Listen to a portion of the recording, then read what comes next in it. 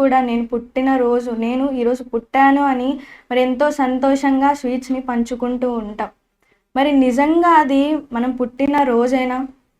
మరి ఇవన్నీ కూడా ఈ ప్రపంచానికి తెలియకపోయినప్పటికీ కూడా కన్న తండ్రి అయిన దేవుడు అసలు మనం పుట్టిన దినం ఏది అని విషయాలన్నీ కూడా బైబిల్లో రాయించాడు. మరి ఆ మాటని ఒకసారి మనం బైబిల్లో చూడగలిగితే కీర్తనల గ్రంథము 139వ అధ్యాయం 15వ వచనం. కీర్తనల గ్రంథము 139వ అధ్యాయం 15వ వచనం. నేను రహస్యమందు పుట్టిన నాడు భూమి యొక్క అగాధ స్థలములలో విచిత్రముగా నిర్మింపబడిన నాడు. అంటే నేను రహస్యమందు పుట్టిన నాడు అంటున్నానండి. మరి ఈ మాటని ఎవరు రాశారు అంటే మరి గ్రంథకర్త అయినటువంటి దావీదు గారు. మరి ఇక్కడ దావీదు గారు ఏమంటున్నారు? నేను రహస్యమందు పుట్టిన నాడు అంటున్నా. అంటే నా పుట్టుక రహస్యమందు జరిగింది అని చెప్తున్నాడు. అంటే దావీదు గారు రహస్యంగా పుట్టాడా? మరి ఆమె తల్లి రహస్యంగా కన్నదా? దావీదు గారి చరిత్రకి మనం వెనక్కి వెళ్ళి ఆలోచిస్తే మరి దావీదు గారికి సహోదరులు ఉన్నారు. మరి దావీదు గారికి కన్న తండ్రి అయినటువంటి యెష్షయి గారు ఉన్నారు. మరి అలాగే ఇశ్రాయేలుల సామ్రాజ్యానికి రాజ్యానికి మరి రాజుగా కూడా పరిపాలించాడు. ఒక గొప్ప రాజుగా మనం మాట్లాడుకుంటూ ఉంటాం మరి దావీదు గారి చరిత్ర గురించి. మరి అంత గొప్ప చరిత్ర ఉన్నటువంటి దావీదు గారే ఇక్కడ నేను రహస్యమందు పుట్టిన నాడు అంటున్నాడంటే ఇక్కడ కేవలం దావీదు గారు తన గురించి మాత్రమే మాట్లాడుకోవట్లేదండి. నా గురించి, మీ గురించి, మనందరి గురించి కలిపి మాట్లాడుతున్నాడు. అంటే మనం రహస్యమందు పుట్టామా? రహస్యమందే పుట్టాం. మరి మనమేంటి ఈ భూమి మీద తల్లి గర్భం నుండి ఈ భూమి మీదకి వచ్చాక మనం పుట్టినరోజుగా జరుపుకుంటున్నాం. అయితే మరి అసలు తల్లి గర్భాన మనం పడకముందు ఎక్కడ ఉన్నాం? ఈ విషయాలన్నీ కూడా మనం పోను మాట్లాడుకుంటూ వద్దాం. అయితే తల్లి గర్భాన మనం పడకముందు ఎక్కడ ఉన్నామని చూసుకుంటే కీర్తనల గ్రంథము 71వ అధ్యాయం, కీర్తనల గ్రంథము 71వ అధ్యాయం 6వ వచనం. గర్భవాసినైనది మొదలుకొని నీవే నాకు ప్రాపాకుడవై ఉంటివి. తల్లి గర్భము నుండి నన్ను ఉద్భవింపజేసిన వాడవు నీవే. అయితే ఇక్కడ గర్భవాసినైనది మొదలుకొని అంటున్నారండి. అంటే మనం గర్భవాసిని అంటే మరి తల్లి గర్భంలో మనం నివాసం చేస్తున్నాం కాబట్టి గర్భవాసినే అంటున్నారు. అంటే ఉదాహరణకి మనం భూమి మీద ఉంటున్నాం కాబట్టి, మనం భూమి మీద నివసిస్తున్నాం కాబట్టి, మన నివాసం భూమి మీద ఉంది కాబట్టి మనమందరము కూడా భూనివాసులం. అలాగే పలానా ఊరిలో ఉంటున్నప్పుడు మనం ఏ ఊర్లో అయితే నివసిస్తున్నామో అదే మన నివాసం అవుతుంది. అయితే ఇక్కడ మనం ఎక్కడ ఉన్నాం? తల్లి గర్భంలో ఉన్నాం. మన నివాసం ఎక్కడ ఉంది? తల్లి గర్భంలో ఉంది. కాబట్టి గర్భవాసినే ఉన్నది మొదలుకొని అని చెప్తున్నారండి. అంటే మనం తల్లి గర్భంలో ఉండక మునుపు ఎక్కడ ఉంటున్నాం? ఒక కొత్త జంటని, పెళ్ళైనటువంటి ఒక కొత్త జంటని మనం చూసుకుంటే మరి వారికి పెళ్ళైన తర్వాత అంటే వివాహం అయిన తర్వాత మరి కన్నతండ్రి అయిన దేవుడు బైబిల్లో రాయించాడు కదా, మరి తన ప్రియులు నిద్రించుచుండగా ఆయన వారికి ఇచ్చి ఉన్నారు. ఎవరిని ఇచ్చారు? గర్భఫలాన్ని, పిల్లలని ఇచ్చాడు. అంటే వారు నిద్రించుచుండగా, మరి వారు నిద్రిస్తున్నప్పుడు ఏ సమయాన మరి తండ్రి శుక్రకణం తల్లిలోకి వెళుతుందో ఎవరికైనా తెలుసా? ఈ భూమి మీద మరి 9 నెలలు తల్లి మోసిన తర్వాత ఈ భూమి మీదకి వచ్చాం. మరి వచ్చిన ఆ దినాన్ని పుట్టినరోజుగా జరుపుకుంటున్నాం. అయితే ఇక్కడ ప్రశ్న ఏంటంటే మరి తండ్రి శుక్రకణం తల్లిలోనికి ఎప్పుడు వెళుతుందో, ఏ సమయాన వెళుతుందో ఎవరైనా చెప్పగలరా? ఎవ్వరు చెప్పలేరండి. కనీసం మరి మెడికల్ సైన్స్ని పరిశీలిస్తున్నారు కదా, మరి శాస్త్రవేత్తలు, మరి ఏ శాస్త్రం కూడా దాన్ని చెప్పలేదు. మరి కనీసం తల్లైన ఆ విషయాన్ని చెప్పగలదా? ఏ సమయాన శుక్రకణం మరి తల్లిలోకి వెళ్ళింది అని మరి ఆ తల్లైనా చెప్పగలదా అంటే ఆ తల్లి కూడా చెప్పలేదు. మరి ఎప్పుడు చెప్తుంది? మరి 1 నెల గడిచిన తరువాత మరి కొన్ని సిమ్టమ్స్ వస్తాయి. మరి దాన్ని బట్టి ఆ సిమ్టమ్స్ రావడం వల్ల మరి డాక్టర్ని వెళ్ళి కలిస్తే మరి వారు పరీక్షించి మరి నీవు గర్భాన్ని ధరించుకున్నావని చెప్తారండి. అంటే ఇక్కడ తల్లి కూడా చెప్పలేదు ఏ సమయాన అది జరిగింది అని. అంటే డాక్టర్లు కూడా మరి ఎంత గింజుకున్నా కూడా ఆ విషయాన్ని, ఎంత పరిశీలించినా పరిశోధించినా కూడా ఆ విషయాన్ని చెప్పలేదు. అంటే ఒక తల్లి అంటే ఒక జంట మరి నిద్రించుచున్నప్పుడు మరి తండ్రి శుక్రకణం తల్లిలోనికి ఎప్పుడు వెళుతుందో చెప్పలేరు. ఒకవేళ అలా వెళ్ళిన తర్వాత మరి తండ్రిలో అంటే తల్లి గర్భవతి అయిన తర్వాత మరి తల్లి గర్భంలో ఆ బిడ్డని ఎవరు రూపుదిద్దుతున్నారు అని మనం చూస్తే మరి కీర్తనల గ్రంథము 139వ అధ్యాయం, కీర్తనల గ్రంథము 139వ అధ్యాయం 16వ వచనం. నేను పిండమునై ఉండగా నీ కన్నులు నన్ను చూచెను. నియమింపబడిన దినములలో ఒక్కటైనను కాకమునిపే నా దినములన్నీ నీ గ్రంథములో లిఖితములాయెను. అలాగే 13వ వచనాన్ని చదివినట్లయితే నా అంతరింద్రములను నీవే కలుగజేసితివి, నా తల్లి గర్భమందు నన్ను నిర్మించిన వాడవు నీవే. అంటే ఒక తండ్రి శుక్రకణం తల్లిలోకి వెళ్ళిన తరువాత మరి అండంలోకి వెళ్ళి మరి అండంలో ఉన్నటువంటి ఆ శుక్రకణం అంతా కూడా పిండముగా మారిపోతుంది. ఆ తరువాత కొంచెం కొంచెంగా అవయవాలు వచ్చి ఆ తర్వాత మరి రూపుదిద్దుకుంటూ ఉంటుంది. మరి అయితే ఇక్కడ నేను పిండమునై ఉండగా నీ కన్నులు నన్ను చూచెను, నియమింపబడిన దినములలో ఒక్కటైనను కాకమునుపే నా దినములన్నీ నీ గ్రంథములో లిఖితములాయెను. మరి ఒక్కటైనను కాకమునిపైతే ప్రతి దినం కూడా అంటే మనం తల్లి గర్భంలో ఒక్కొక్క రోజులో ఎలా ఉత్పత్తి చెందుతున్నామో, మరి ఏ రోజు కన్ను మరి ఉత్పత్తి చెందుతుందో తెలియదు. మరి ఒక కన్ను, చెవులు, నోరు, మరి చేతులు, కాళ్ళు, మరి వాటన్ని మాంసాన్ని, నరాలని, ఎముకలని వీటన్నిటిని కప్పడానికి చర్మము, ఇవన్నీ కూడా ఎప్పుడు వస్తాయో మరి గర్భంలో ఎప్పుడు రూపు చెందుతాయో ఎవరికీ తెలియదండి. కానీ కన్న తండ్రి అయిన దేవుడు మాత్రం ఏ రోజు మనం ఎలా రూపుదిద్దుకుంటామో, ఎలా ఉత్పత్తి చెందుతామో అవన్నీ కూడా తన గ్రంథంలో రాసుకుంటున్నాడంట. కనీసం డాక్టర్లైనా కూడా ఎప్పుడు చెబుతారు, మరి పలానా నెల నుండి సుమారుగా అని చెప్తారు. అంటే పలానా నెల నుండి పలానా నెల వరకు ఈ అవయవాలు రావచ్చు, మరి ఇవన్నీ కూడా రూపుదిద్దొచ్చు, మరి కన్ను ఈ నెలలో రావచ్చు, మరి హార్ట్ బీట్ 3వ నెల నుండి 3వ నెల నుండి మనకి వినపడుతుంది అని ఈ మధ్య కాలంలో తెలుసుకున్నారు. మరి ఇలా సుమారుగా అని చెప్తున్నారు, వచ్చుండొచ్చు అని చెప్తున్నారు. కానీ కన్న తండ్రి అయిన దేవుడు మాత్రం దేవుడే మనల్ని నిర్మిస్తూ మరి తల్లి గర్భంలో ఏ అవయవం ఎప్పుడు పుడుతుందో, ఎప్పుడు ఉత్పత్తి చెందుతుందో ప్రతి ఒక్కటి కూడా దేవుడు రాసుకుంటూ వస్తున్నాడంట. మరి అలాగే మరొక వచనాన్ని మనం చూస్తే ఇర్మియా గ్రంథము 1వ అధ్యాయం, ఇర్మియా గ్రంథము 1వ అధ్యాయం 4వ వచనం. యెహోవా వాక్కు నాకు ప్రత్యక్షమై ఈలాగు సెలవిచ్చెను, గర్భంలో నేను నిన్ను రూపింపబడక మునుపే నిన్ను ఎరిగితిని. అంటే దేవుడు ఇర్మియా గారితో ఏమంటున్నారంటే మరి గర్భంలో నేను నిన్ను రూపింపబడక మునిపే నేను నిన్ను ఎరిగితిని. అంటే ఇప్పటి వరకు మనం తల్లి గర్భంలో ఉన్నప్పుడు మరి అనుకున్నాం తండ్రి మరి కన్న తండ్రి అయిన దేవుడు ప్రతి అవయవం కూడా మరి రూపిస్తూ మరి నిర్మిస్తూ తన గ్రంథంలో లిఖించుకుంటాడు అని. అంటే ఇక్కడ మళ్ళీ ఏమంటున్నాడంటే అసలు నువ్వు తల్లి గర్భంలోనికి రాకముందే నేను నిన్ను ఎరిగితిని అంటున్నాడు. అంటే తల్లి గర్భంలో రాకముందు మనం ఎక్కడో ఉన్నాము అని మనం ఆలోచించాలండి. మరి ఎక్కడ ఉన్నాం? మనం ముందు మాట్లాడుకున్నాం కదా, మరి తండ్రి శుక్రకణం అని మాట్లాడుకున్నాం కదా, తండ్రిలో ఉన్నాము. అంటే తల్లి గర్భంలోనికి మనం రాకమునుపు, ఈ భూమి మీదకి రానకు మునుపు మనం ఎక్కడ ఉన్నాము అంటే తండ్రి గర్భంలో ఉన్నాము. మరి ఈ విషయాన్ని శాస్త్రం ఎప్పుడు తెలుసుకుంది? ఇప్పుడు తెలుసుకుంది. మరి చాలామందికి కూడా అసలు ఇప్పుడు చాలామంది ఆడపిల్లలని చంపేస్తూ వస్తున్నారు. మరి ఒక తల్లి ఆడపిల్లని కనిందంటే మరి ఆ భర్త ఎంతో కోపంగా మరి ఆమెని ఎంతగానో తిడుతూ ఉంటాడు, నీ వల్లనే నాకు ఆడపిల్ల పుట్టింది అని. కానీ నిజానికి ఇక్కడ ఎవరి వల్ల పుడుతుంది అంటే తండ్రి వలన పుడుతుంది. మరి ఈ విషయాన్ని నేటికి కూడా అజ్ఞానస్తులకి తెలియదండి. మరి తండ్రి వల్లే పిల్లలు పుడతారు అని చాలామందికి తెలియదు. శాస్త్రం కూడా పరిశోధించి ఈ మధ్య కాలంలోనే ఈ విషయాన్ని తెలుసుకున్నారు. అంతేకాని ముందు ఎవరికి కూడా తెలీదు. కానీ కన్న తండ్రి అయిన దేవుడు ఈ విషయాన్ని ఎప్పుడు చెప్పాడో చూడగలిగితే మత్తయి సువార్త 1వ అధ్యాయం 1వ వచనం. మత్తయి సువార్త 1వ అధ్యాయం 1వ వచనం.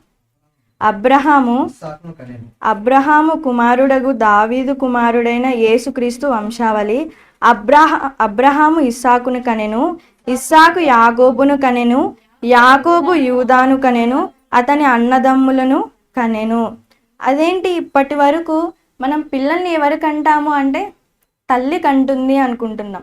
కానీ ఇక్కడ ఎవరి పేర్లు రాయబడ్డాయి? తండ్రుల పేర్లు రాయబడ్డాయి. అబ్రహాము ఇస్సాకును కన్నాడంట. అలాగే ఇస్సాకు ఎవరిని కన్నాడు? యాకోబును కన్నాడు. అలా ఇక్కడ మొత్తము కూడా తండ్రుల పేర్లు మాత్రమే మనకు కనిపిస్తున్నాయి. అంటే పిల్లల్ని కంటుంది ఎవరు? తండ్రులు కంటున్నారు. మరి అలాగే సమాజంలో ఉన్నటువంటి మరి దైవ బోధకులు, మరి దైవ సేవకులు కానివ్వండి, దేవుని మాటల్ని బోధిస్తున్న వారు కానివ్వండి, వీరందరూ కూడా ఈ మాటని అపార్థం చేసుకున్నారండి. ఎందుకంటే ఒక మాటని మనం ఆలోచిస్తే, మరి ఒక విశ్వాసి ఒక పాస్టర్ గారి దగ్గరికి వెళ్ళి, అయ్యా ఇక్కడ అబ్రహాము ఇస్సాకును కనెను, ఇస్సాకు యాకోబును కనెను, ఇలా యాకోబు యూదాను కనెను అని చెప్పేసి ఇక్కడ అన్నీ కూడా పురుషుల పేర్లు ఉన్నాయి, తండ్రి కన్నట్టుగా చెబుతున్నారు, మరి తల్లి కదా కంటుంది, దీనికి మీరు ఏం చెప్తారు అని పాస్టర్ గారిని అడిగినప్పుడు, కరెక్టే నాయన, నువ్వు అడిగింది కరెక్టే, నువ్వు అడిగిన దానికి నేను సమాధానం చెప్తాను అని చెప్పి, మరి క్రీస్తుకు పూర్వం మరి క్రీస్తు శకం అని చెప్పేసి ఉన్నాయి కదా కాలాలు. మరి క్రీస్తుకు పూర్వం దేవుడు పిల్లల్ని కనే పనిని ఎవరికి అప్పగించాడు అంటే పురుషులకి అప్పగించాడు. కాబట్టి పాత నిబంధన కాలంలో పిల్లల్ని అందరూ కూడా తండ్రులు మాత్రమే కన్నారు. ఇప్పుడు ఏమైందో తెలుసా? మరి క్రీస్తు వచ్చాడు కదా, కొత్త నిబంధన మనకి ఇచ్చి వెళ్ళాడు కదా. కాబట్టి కొత్త నిబంధనకు వచ్చేసరికి పురుషులకి ఇచ్చిన పనిని స్త్రీలకి దేవుడు అప్పగించాడు. కాబట్టి ఇప్పుడు స్త్రీలు పిల్లల్ని కంటున్నాడు అని చెప్పారండి. అంటే ఎంతటి అజ్ఞానం అండి. మరి ఈ విషయాన్ని ఆ వ్యక్తి అంటే ఆ విశ్వాసి తెలుసుకొని 10 మందికి వెళ్ళి చెప్పాడు అనుకోండి, అంటే ఒక తప్పుడు మాటని మనం ఎంత త్వరగా వ్యాపిస్తుంది అంటే, ఒక మంచి మాట అసలు వ్యాపించదండి, చాలా లేటుగా, ఎంతో అరుదుగా వెళ్తుంది సమాజంలోకి. కానీ ఒక తప్పుడు మాట ఎంతో త్వరగా వ్యాపించేస్తుంది. మనకి తెలియనప్పుడు తెలియనట్టుగా ఉండిపోవాలి, తెలియదు అని చెప్పడంలో అసలు తప్పే లేదండి. మరి అలాగే ఇంకొకరు ఏమంటారు అంటే, మరి ఇక్కడ తండ్రులు కన్నారు అంటున్నారు, అసలు బైబిల్ తప్పు, కానీ తల్లులు కంటున్నారు, తల్లుల పేర్లు కదా రాయాల్సింది, మరి తండ్రుల పేర్లు రాసేసారు, అలా ఎలా రాస్తారు? కాబట్టి బైబిల్ నుండి అసలు ఈ మాటనే తీసేయాలి, అసలు బైబిల్లో ఈ మాటని ఎందుకు రాయించాడని ఆలోచించడం మానేసి అసలు ఆ మాటనే తీసేయాలి అని మాట్లాడేస్తున్నారు. అంటే ఒక పాస్టర్ గారు కానివ్వండి, మరి బైబిల్ని చదువుతూ మరి ఒక తప్పుడు బోధని ప్రజలలోకి చెప్పేస్తున్నారు. కానీ దీని వెనుక ఉన్నటువంటి పరమార్థాన్ని, అసలు బైబిల్ ఆ మాటని ఎందుకు రాయించాడు అంటే, ఇక్కడ దేవుడు రాయించిన మాట మరి ఈ రోజుటికి నిజమైందా లేదా? నిజమైంది. శాస్త్రం అంతా కూడా మరి తండ్రుల పిల్లల్ని కంటున్నారని కూడా ఒప్పుకుంది. మరి అలాగే ఇక్కడ పిల్లల్ని కేవలం తండ్రులే కంటున్నారు, మరి స్త్రీలు ఎందుకు అంటే కేవలం మరి బిడ్డ రూపాన్ని నిర్మించడానికి మాత్రమే స్త్రీలు. మరి దీన్ని పోయి మరి దేవుడు పురుషులని ఎక్కువ చేసేస్తున్నాడు, హెచ్చిస్తున్నాడు, మరి స్త్రీలని తక్కువగా చూస్తున్నాడని కాదండి. ఎందుకంటే మరి పిల్లలు ఈ భూమి మీదకి రావాలి అంటే తండ్రి ఉండాలి, తల్లి ఉండాలి. మరి తండ్రి శుక్రకణం ఉండి తల్లి అండం లేకపోతే మరి బిడ్డ రూపు చెందుతుందా? చెందదు. మరి అలాగే మరి రూపాన్ని ఇవ్వడానికి తల్లి ఉందని చెప్పి తండ్రి లేకపోతే పిల్లలు పుడతారా? లేదు. అంటే ఎవరి పనిని దేవుడు వారికి అప్పగించాడు, ఎవరి స్థానంలో వారిని దేవుడు ఉంచాడు. ఇద్దరిని కూడా ఎలాంటి పక్షపాతం లేకుండా ఎవరి పనిని వారికి అప్పగించారు. అంతేగాని స్త్రీని తక్కువ చేసి పురుషుని ఎక్కువ చేశారని దేవుడు చెప్పట్లేదండి. మరి ఇక్కడ ఏమంటున్నారంటే తండ్రులు మాత్రమే అబ్రహాము ఇస్సాకును కనెను, ఇస్సాకు యాకోబును కనెను, ఇలా తండ్రులు మాత్రమే పిల్లల్ని కంటున్నారు అని మనం ఆలోచించాలి. అంటే ఈ విషయాన్ని మనం దేని ద్వారా, ఎవరి ద్వారా తెలుసుకుంటున్నాం? మరి మన తరంలో జయశాలి తాతయ్య గారు పుట్టారు. మరి అందుకనే మరి 25 సంవత్సరాలు బైబిల్ని పరిశోధించి మరి BOUని స్థాపించి ఒక్కొక్కరుగా మరి దేవునిలో పెంచుతూ మరి దేవుని వాక్యంలో నిలబెడుతున్నాడు. మరి అలా నిలబెడుతూ ఉన్నప్పటికీ మరి మనకే మీరే బైబిల్ని చదువుకోండి, మీరే నేర్చుకోండి, నేను చెప్తున్నాను కదా, మరి రాసుకొని మీకు మీరే పరిశీలించుకోండి అని తాతయ్య వదిలేయలేదండి. దేవుడు ఇచ్చిన జ్ఞానాన్ని ఎంతోమందికి పంచాలి. దేవుని నా వరకు నేను బ్రతికినంత కాలం నా వాక్యాన్ని అంతా కూడా, నేను నేర్చుకున్న మాటలంతా కూడా నా పిల్లలకి ఇవ్వాలి అని చెప్పి మన కోసం ఇంకా సులువుగా చేసేసాడు. ఎలా చేసేసాడు జైశాల్ తాతయ్య అంటే, పరీక్షలను రాయమన్నాడు. మళ్ళీ బైబిల్ అంతా చదివేసి మరి నేను ఇచ్చేస్తున్న ప్రశ్నలకి మీరు జవాబులు ఇవ్వమని చెప్తున్నాడా? లేదు. మరి కోర్సుల ప్రకారం, సెమ్ముల ప్రకారం మళ్ళీ బుక్కులని ఇచ్చి మరి వాటిని ఒక స్పూన్ ఫీడింగ్గా, అంటే ఒక తల్లి పాలు ఎలాగైతే మరి జాగ్రత్తగా తాపుతుందో అదేవిధంగా తాతయ్య కూడా మరి పుస్తకాలను ఇచ్చి మీరు నేర్చుకొని వాటిని చదువుతూ, అంటే పుస్తకాలలో బట్టి కొట్టేసి మీరు ఎగ్జాములు రాయండి అని చెప్పట్లేదండి. పుస్తకాలని చదువుతూ పుస్తకాలలో ఏ మాటలైతే ఉన్నాయో ఆ మాటలు బైబిల్లో అలా ఉన్నాయా లేదా అని నేర్చుకోవాలి. అంటే బైబిల్లో చెప్పబడింది కదా, మీరు అనుభవ జ్ఞానస్తులుగా ఉండాలి అని. అనుభవం ఎప్పుడు వస్తుంది? మనం బైబిల్ని నేర్చుకున్నప్పుడు, పరీక్షలు రాసినప్పుడు. మరి పరీక్షలు ఎందుకు రాయాలి? బైబిల్ చదివితే సరిపోతుంది కదా అనుకుంటే సరిపోదండి. మనం ఉదాహరణకి మనం ఇప్పుడు శాస్త్రం గురించి ఆలోచిస్తున్నాం కదా, శాస్త్రపరంగానే ఆలోచిద్దాం. మళ్ళీ ఒక డాక్టర్ గురించి ఆలోచిస్తే, మరి డాక్టరు ఎంబీబీఎస్ సీట్ తీసుకున్న తర్వాత, వచ్చిన తర్వాత డైరెక్ట్గా ఆపరేషన్ థియేటర్కి పంపించేస్తాడా? మరి నువ్వు ఎంబీబీఎస్ సీట్ని కొట్టేసావు కదా, నువ్వు ఇప్పుడు డాక్టర్వే, మరి 5 సంవత్సరాలలో చదివిన తర్వాత మరి ఆ డాక్టర్ని ఎవరైతే ఎంబీబీఎస్ సీట్ని కొట్టారో మరి 5 సంవత్సరాలని వాళ్ళని పరీక్షించి పరిశీలించి మరి పరీక్షలు రాసి మరి అలాగే మరి ప్రాక్టికల్స్ ఉంటాయి. మరి ఏకంగా డైరెక్ట్గా మనిషి దగ్గరికి మరి ఆ ఎంబీబీఎస్ స్టూడెంట్ని పంపించడండి. 5 సంవత్సరాలని మరి ఎంతగానో వారిని రుబ్బి పరీక్షించి మరి ప్రాక్టికల్స్ అంటూ మరి ఒక డెడ్ బాడీని తీసుకొచ్చి, అంటే డెడ్ బాడీ మీద మనం పరిశోధిస్తే మరి ఆ వ్యక్తికి చనిపోయాడు కాబట్టి ఎలాంటి నొప్పి కూడా ఉండదు. మరి అతని మీద మరి పరిశోధన చేసి ఆ తరువాత మరి ఆపరేషన్ థియేటర్లోకి పంపిస్తారు. అంటే ఒక మనిషికి వైద్యం చేయడానికి, అంటే శరీరానికి వైద్యం చేయడానికే మరి 5 సంవత్సరాలు. కేవలం మనకు తెలిసింది ఎంబీబీఎస్లో 5 సంవత్సరాలే అండి. మరి చదువుకోవాలంటే జీవితాంతము కూడా చదువుతూనే ఉండాలి. ఒక కొత్త రోగం వచ్చింది అనుకోండి, మరలా దాని నుంచి మొదటి నుంచి చివరి వరకు చదువుకుంటూనే ఉండాలి. దాని ట్రీట్మెంట్, అది ఎలా పుట్టింది, ఇవన్నీ కూడా చదువుకుంటూ రావాలి. ఒక మనిషి శరీరాన్ని మరి వైద్యం చేయాలి అంటే ఇంత జాగ్రత్తగా తీసుకుంటున్నప్పుడు మరి మనిషిని దేవునిలోకి ఆత్మ వైద్యాన్ని చేస్తున్నాం మనం. అలాంటప్పుడు ఇంకెంత జాగ్రత్తగా ఉండాలి. అంటే ఈ లోక జ్ఞానానికే పరీక్షలు పెడుతున్నారు, ప్రాక్టికల్స్ పెడుతున్నారు. మరి అలాంటప్పుడు మరి ఆత్మ వైద్యం చేస్తున్న మనమందరము కూడా, మరి అందుకే కదా ఈ భూమి మీదకి వచ్చాం. మరి ప్రతి ఒక్కరిని కూడా శిష్యులుగా చేయమన్నాడు, నా గూర్చిన సువార్తని ప్రకటించమన్నాడు. మరి అవన్నీ కూడా మనకి ఎలా వస్తాయి? పరీక్షలు రాస్తే వస్తాయి, మరి నేర్చుకుంటే వస్తాయి. పరీక్షలు రాసిన తర్వాత వెంటనే మనల్ని వాక్యం చెప్పేమని నిలబెట్టడం లేదు కదా. కొంచెం కొంచెంగా ఒక 5 నిమిషాలు దేవుని గురించి చెప్పండి, 10 నిమిషాలు దేవుని గురించి చెప్పండి, పరీక్షలు రాయండి. ఎందుకు పరీక్షలు రాయాలి అంటే మనకు అనుభవ జ్ఞానం వస్తుంది. ఎలా రాసే కొద్దీ మనకు ఒక ఆన్సర్ రావాలి అంటే ఫస్ట్ మనం చేయాల్సిన పని ఏంటంటే మన చేత్తో పెన్ను పట్టుకొని దాన్ని రాయాలి. అప్పుడే మన మైండ్లోకి వెళ్తుంది. కాబట్టి మనం ఊరికే చదివేస్తే అవన్నీ కూడా మన మైండ్లోకి రావండి. నేర్చుకోవాలి, రాయాలి, పరీక్షను రాయాలి. ఆ తర్వాత కొంచెం కొంచెంగా దేవుని మాటలని చెప్పాలి.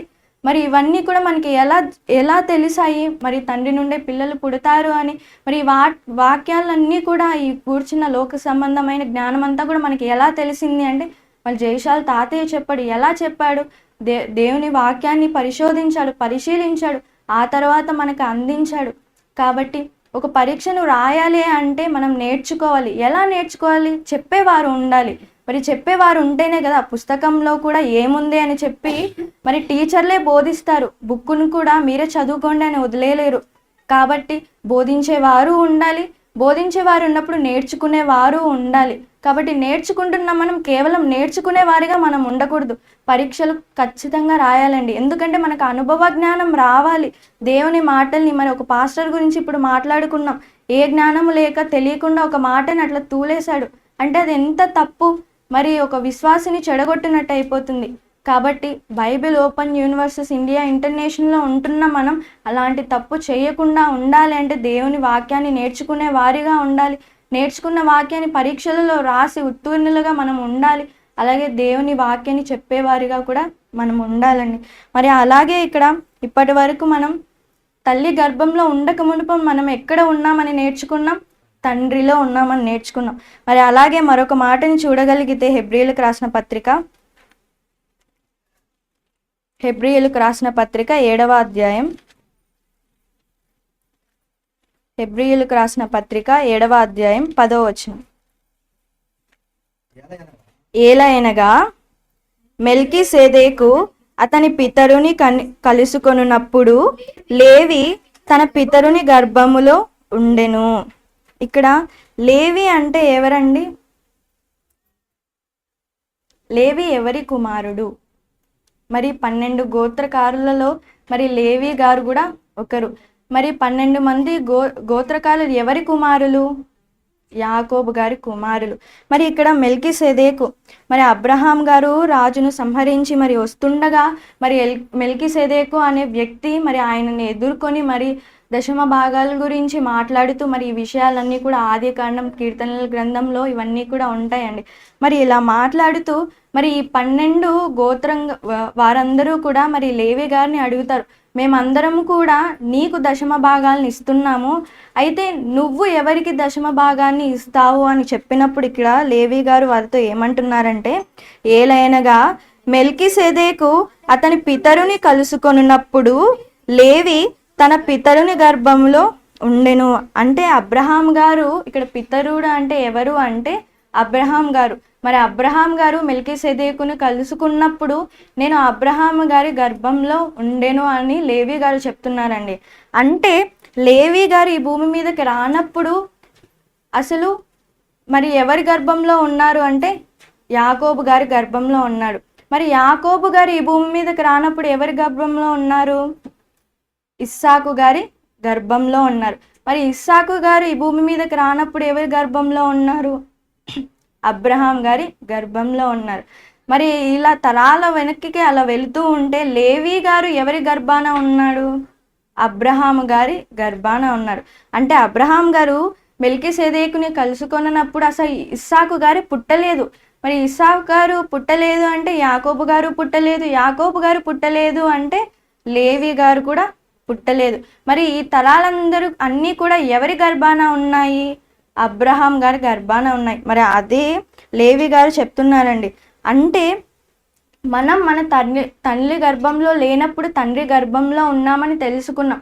మరి అలాగే మనము మన తండ్రి గర్భంలో లేనప్పుడు ఎవరి గర్భాన ఉన్నాము అంటే ఈ సందర్భాన్ని బట్టి మనము పితరుల గర్భాన ఉన్నాము అని మనం తెలుసుకోవాలి. మరి అయితే మనం పితరుల గర్భాన ఏ దినాన్నైతే ఉన్నామో మరి ఆ దినాన్నే మన పుట్టినరోజుగా జరుపుకోవచ్చా? అసలు తెలియదు మనకి మన పితరుల గర్భాన ఎప్పుడు ఉన్నాము, ఎక్కడ ఉన్నా ఏమీ తెలీదు. మరి దాన్ని కూడా మన పుట్టినరోజుగా జరుపుకోలేము. మరి తల్లి గర్భంలోనే మరి ఏ రోజు మనము శుక్రకణంగా ఉన్నప్పుడు తల్లి గర్భంలోకి ఎప్పుడు వెళ్ళామో కూడా మనకి తెలియనప్పుడు మరి పితరుల గర్భంలో ఎప్పుడు ఉన్నామో మనకు ఎలా తెలుస్తుంది? అస్సలు తెలియదండి. మరి పోనీ ఇలా పితరులు వెనక్కి మరి ముత్తాత కదా, మరి లేవి గారికి అబ్రహాం గారు ముత్తాత. మరి అలాగే మనకు కూడా ముత్తాతలు ఉంటారు. మరి ఆ ముత్తాత అలా వెనక్కి వెళ్తూ ఉంటే మరి పితరుల దగ్గర నుండి మరి ఒక లాస్ట్కి వచ్చేసరికి చివరికి వచ్చేసరికి ఒక నరుని దగ్గర మనం ఆగిపోతాం. ఎవరు అంటే ఆదాము గారు. మరి చివరికి వచ్చేసరికి సరే ఇంతమంది పితరుల నుండి మనం తెలుసుకొని ఆ తర్వాత మరి నరులకు అందరికీ కూడా తండ్రి అయినటువంటి ఆదాము గారి దగ్గర ఆగిపోయాం. మరి సరే ఆదాము గారు ఎప్పుడైతే ఈ భూమి మీదకి వచ్చారో ఆ దినాన్నే మన పుట్టినరోజుగా జరుపుకుందాం అనుకుందామా? లేదు. కనీసం అలా అనుకున్నా కూడా దాని గురించి కూడా మనం ఆలోచిద్దాం. మరి ఆదాము గారు ఈ భూమి మీదకి ఎప్పుడు వచ్చాడు? మరి కన్న తండ్రి అయిన దేవుడు 6వ దినాన్న మరి ఆదాము గారిని భూమి మీద నిర్మించాడు. మరి మట్టిగా ఉన్నటువంటి ఆదాము గారిని మరి నిర్మించి మరి దేవుని జీవవాయువుని మరి ఆదాము గారి నాసికాంధ్రంలో ఊదగా నడు జీవాత్మ అయ్యను అని చెప్పబడింది కదా. మరి 6వ దినాన్న మరి కన్న తండ్రి అయిన దేవుడు ఆదాము గారిని నిర్మించాడు. మరి ఆ 6వ దినాన్ని దేని పరంగా మనం తీసుకోవచ్చు? మరి ఈ భూమి యొక్క 6వ దినమా, లేకపోతే విశ్వం యొక్క 6వ దినమా? మరి ఈ విశ్వం యొక్క 6వ దినం అంటున్నారు.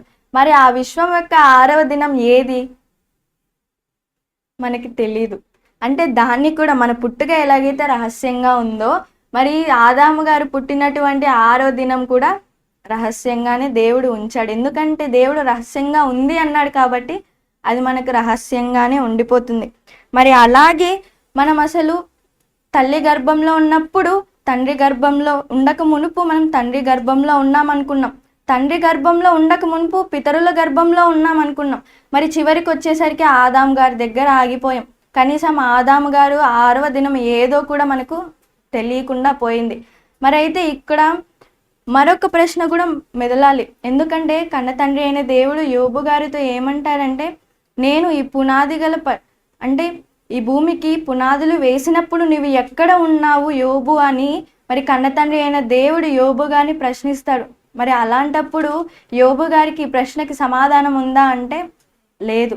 ఎందుకంటే యోబు గారికే కాదండి, మనందరికీ కూడా, అసలు ప్రపంచంలో ఎవ్వరికీ కూడా దీనికి సమాధానం తెలీదు.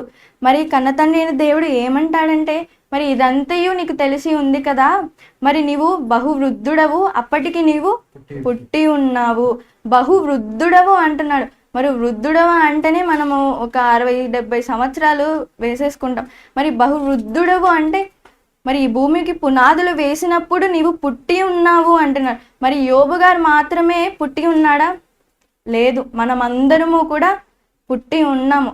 అంటే మన ప్రారంభం ఎప్పుడో మొదలైపోయింది. కేవలం మరి తల్లి గర్భం నుండి ఈ భూమి మీదకి వచ్చిన దినమే మన పుట్టినరోజుగా మనం జరుపుకోవడానికి వీలు లేదు. ఎందుకంటే అది నిజమైన తేదీ కాదండి, తేదీలు కాదు. అంటే ఇక్కడ మనకు ఈ భూమికి పునాదులు వేసినప్పుడు ఉన్నాము అంటే మరి ఎక్కడ ఉన్నాము, ఎవరిలో ఉన్నాము అని మనం చూసుకుంటే చివరిగా కీర్తనల గ్రంథము, మరి ఈ వచనాన్ని మనం చాలాసార్లు చదువుకున్నాం. కీర్తనల గ్రంథము 90వ అధ్యాయం 1వ వచనం. కీర్తనల గ్రంథము 90వ అధ్యాయం 1వ వచనం. ప్రభువా, తరతరముల నుండి మాకు నివాస స్థలము నీవే. పర్వతములు పుట్టక మునుపు, భూమిని లోకమును నీవు పుట్టింపు మునుపు, యుగయుగములు నీవే దేవుడవు. నీవు మనుషులను మంటికి మార్చుచున్నావు, నరులారా తిరిగి రండని నీవు సెలవిచ్చుచున్నావు. మనమందరము కూడా తరతరములుగా యుగయుగాలుగా మనం ఎవరిలో ఉన్నాము? ఈ భూమి మీదకి రాక మునుపు తండ్రిలో ఉన్నాం. ఏ తండ్రి? మన కన్న తండ్రి అయినటువంటి దేవుడు. దేవునిలో మనం నివాసులముగా ఉంటున్నాం. మన గర్భవాసనే అని మరి తల్లి గర్భంలో ఉన్నప్పుడు మన నివాసంగా మనం మాట్లాడుకున్నాం. అయితే మనకు ఈ భూమికి పునాదులు వేసినప్పుడు మన నివాసం ఎవరిలో ఉంది అంటే కన్న తండ్రిలో ఉందండి. మరి తండ్రి అయినటువంటి దేవుని ఆలోచనలోనే మనం ఉన్నాం.